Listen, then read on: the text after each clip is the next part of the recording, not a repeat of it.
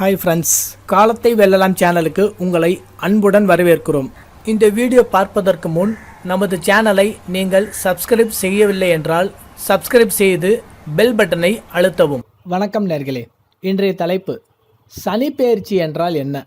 நவகிரகங்களில் மிகவும் முக்கியமான பாவ கிரகமாக கருதப்படுவது சனி கிரகம் ஆகும். சனி கொடுப்பதையும் கெடுப்பதையும் யாராலும் தடுக்க முடியாது.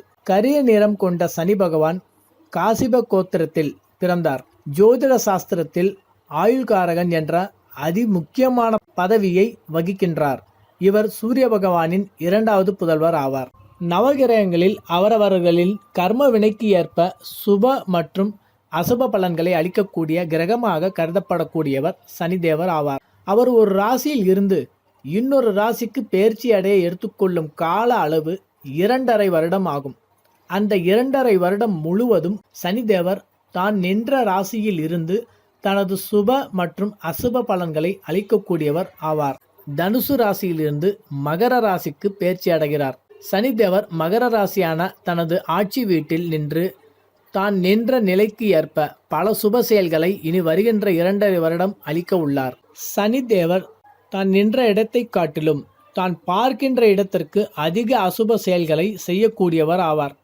சனிதேவர் தான் நின்ற இடத்திலிருந்து 3, 7 மற்றும் 10 ஆகிய ராசிகளை பார்வையிடுகிறார். சனிதேவர் ராசிக்கு 3, 6, 11 சஞ்சாரம் செய்யும் காலங்களில் சுப பலன்களை அளிக்கக்கூடியவர் என்று பழைய மூல நூல்களில் கூறப்பட்டுள்ளது.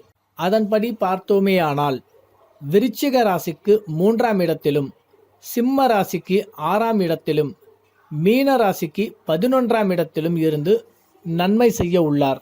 மற்றும் சனி இருக்கும் இடங்களும் அதன்களும் பார்க்கலாம்.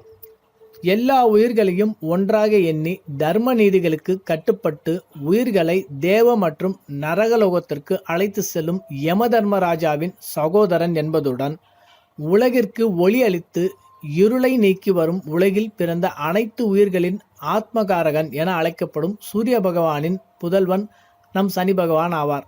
நீலன், காரி, நோய்முகன், முதுமுகன், மந்தன், முடவன், அந்தன், சாவகன் மற்றும் கீழ்மகன் போன்ற பெயர்களுக்கு உரியவர் சனி பகவான். பூசம், அனுஷம் மற்றும் உத்திரட்டாதி நட்சத்திரருக்கு அதிபதி. மகரம் மற்றும் கும்பம் இவரின் வீடுகள் என ஜோதிட சாஸ்திரம் தெரிவிக்கிறது. நவகிரகங்களில் நம் கர்ம வினைக்கு ஏற்ப தன் தசா காலங்களில் அதற்கான பலன்களை அளிக்கக்கூடிய நீதிமான் என எல்லோராலும் அழைக்கப்படுபவர் சனி பகவான் ஆவார். அவர் கொடுக்க நினைத்தால் எவராலும் தடுக்க முடியாது, கெடுக்க நினைத்தாலும் எவராலும் தடுக்க முடியாது. சனி பகவான் இருக்கும் இடத்தை மட்டும் கெடுக்காமல் அவர் பார்வையிடும் இடங்களையும் கெடுப்பார். இவர் துன்பத்தை மட்டும் கொடுக்காமல் இன்பத்தையும் ஒருவரின் கர்மவினைக்கு ஏற்ப கொடுப்பார். எதிலும் அளவற்ற நிலையை கொண்டவர் சனி பகவான். இன்பமானாலும் துன்பமானாலும் அளவு என்பது இல்லை. எந்த அளவிற்கு அவரால் துன்பம் ஏற்படுகிறதோ அதே அளவிற்கு இன்பத்தையும் தருவார். உலகில் உள்ள உயிர்கள் இன்பம் துன்பம் எதுவாயினும் சரிசமமாக அனுபவிக்க வேண்டும். இத்தொழிலை சனி பகவான் நல்ல முறையில் செய்கிறார். சனி பகவான் ஒரு ராசியிலிருந்து அடுத்த ராசிக்கு செல்லும் காலம் 2.5 ஆண்டுகள் ஆகும். ஒருவரது ராசியில் சனி திசை 19 வருடங்கள் நடக்கும். சனி இருக்கும் இடத்தை பொறுத்தே சுப பலன்களோ அல்லது அசுப பலன்களோ உண்டாகும்.